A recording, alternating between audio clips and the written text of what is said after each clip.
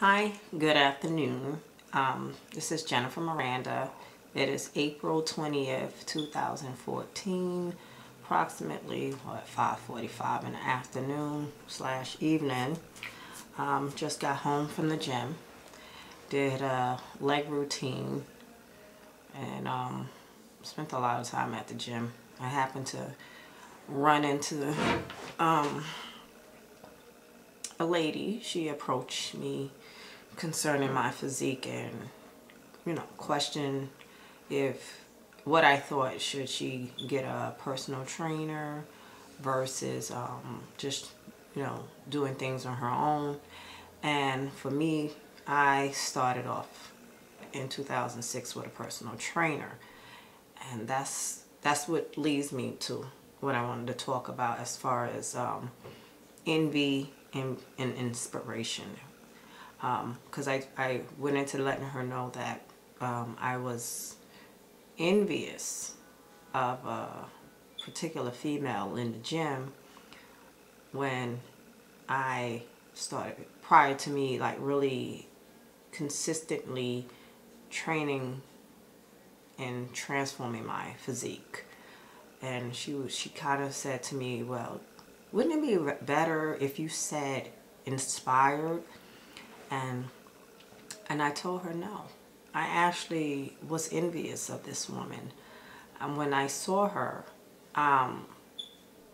nothing positive. I mean, other than loving her physique and like, wow, look at her. It actually brought me down as far as how I felt about myself. And that's why I say envy.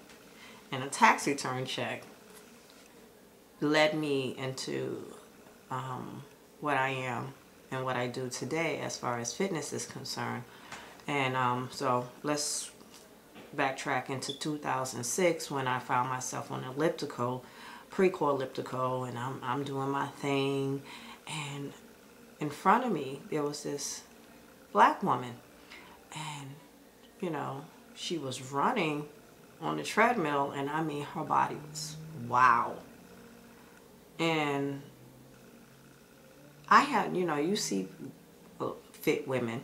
I mean, I've seen Serena Williams, I've seen Angela Bassett, I've seen Janet Jackson when she's in shape, and Mary J. Blige when she's in shape. And when I seen Angela Bassett, I always wanted Angela Bassett's arms.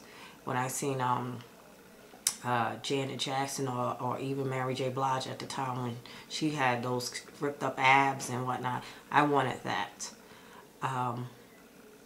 So when I saw this woman, and I can identify, that was the thing, because I've seen white women in shape, but I never saw in the flesh a black woman in that kind of shape.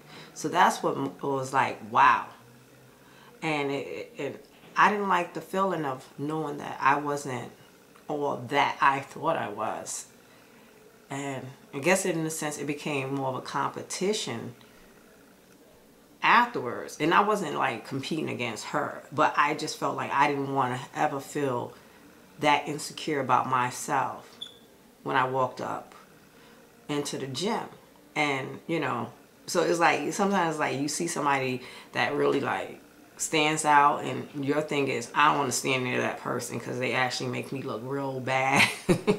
So anyway, I questioned, I inquired about her, and some guy was telling me, oh yeah, that's so and so, she used to be big, she used to be big like you, and in a sense, like, you know what, she and I were the same height. So he was saying that I had the same body type, but I don't like how she looks. She too small. She don't got too small and stuff. And I was like, well, I like how she looks. And so he told me about her trainer. And it was, at that time, it was like 2 trainers in that gym. And, both of them were black guys. Both of them had really great looking physiques. I mean, yummy. So that being said, I looked at both trainers, and then I looked at the clients, and I was like, okay, this guy that was training her, majority of his clients look pretty good, damn good.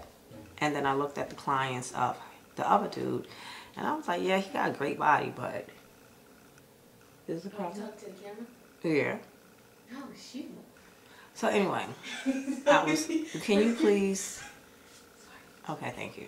So anyway, so I was looking at the guy and his clients. They didn't look too good, you know, and I realized he was more pacifying his clients, you know, a bunch of females, and, you know, taking their money or whatever. So I went with the guy that she was training with.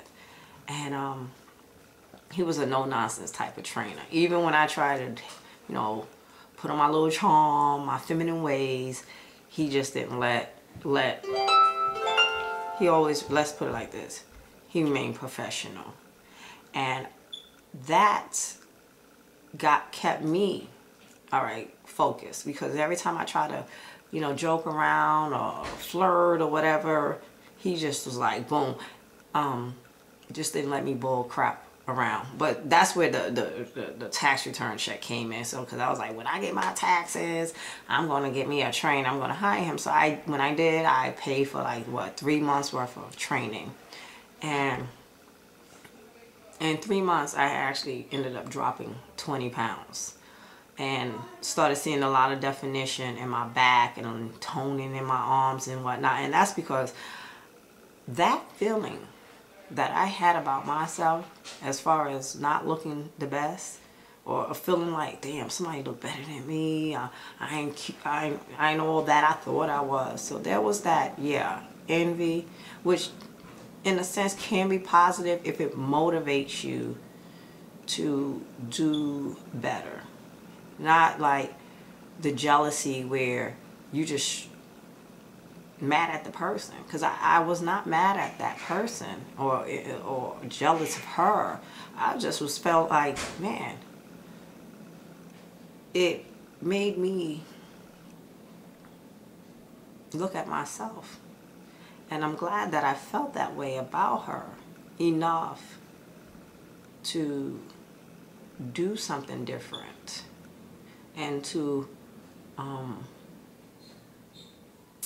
what can I say? It's more of a do something different and invest in myself, you know, because I could have easily taken that little bit of money that I got and bought me some new clothes, or, you know, buy another girdle to hold some stuff in and whatever. But it took that little bit of money, which wasn't a lot, and it changed my life for the best. I mean, I love that, you know, how I look, and I love that I'm honest about how seeing her made me feel.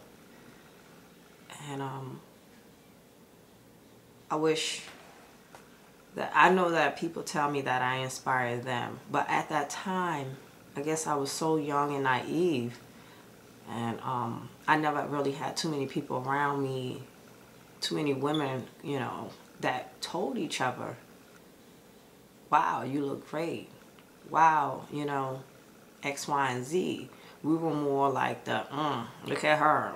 How she ain't, you know. So now that I'm older, and I noticed that about a lot of older women, that we're actually able to tell each other that how inspired we are, or how motivating the other person is. Versus, you know what I mean? Because there's some other older women, and then there's some younger women or whatever that will see me, or women that, you know, train with me or whatever, and turn their nose up like, oh, everybody don't want to look like that. I don't want all that. Like, you know what? Like, I woke up one day and look like this. I'm not, what, Beyonce. I did not wake up like this. It took a lot of work to get this way. So anyway, with my trainer Ed, he actually held me accountable, and that's what I liked about having him as a trainer, is that when my workouts were starting to you know, suck or whatever, I wasn't able to do the things that, you know, I was probably capable of doing a few days prior or last week or whatever. He asked me for my nutrition journal, you know, my food journal per se, and then he started like marking things over with that red marker, And that red marker was like, no, you can't eat this. No, you can't eat that. And I was looking at him like, man, it's a hamburger Happy Meal. And he was like, you're not supposed to eat that. And so later on, I mean, let's fast forward now. I understand now that if you can cut the portions of the junk, but the junk is still the junk. And you have to give your body the nutrients it needs in order for it to operate at the optimum level of fitness or health. That just because you cut the portions in junk, it's not going to say that you're going to do better. Yeah, you may drop some weight because you're taking in a little more calories and stuff, but at the end of the day, nutrition is very important as far as, you know, getting that body into the best shape it can be, where you don't have to look at somebody and tell yourself, well, I don't want to look like that. Because who wouldn't want to look like, you know, some of the most beautiful, have the most fit looking physique out there? You know, I don't think so. I think the problem is people are scared to put the work in. So they make those excuses like, you know, I don't want to look like that. I mean,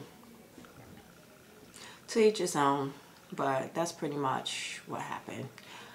And no, she didn't motivate me. I actually had to motivate myself, and that came through being envious. And anyway, hope guys enjoy this video. Hope you understand where I'm coming from. Okay? Thanks, bye.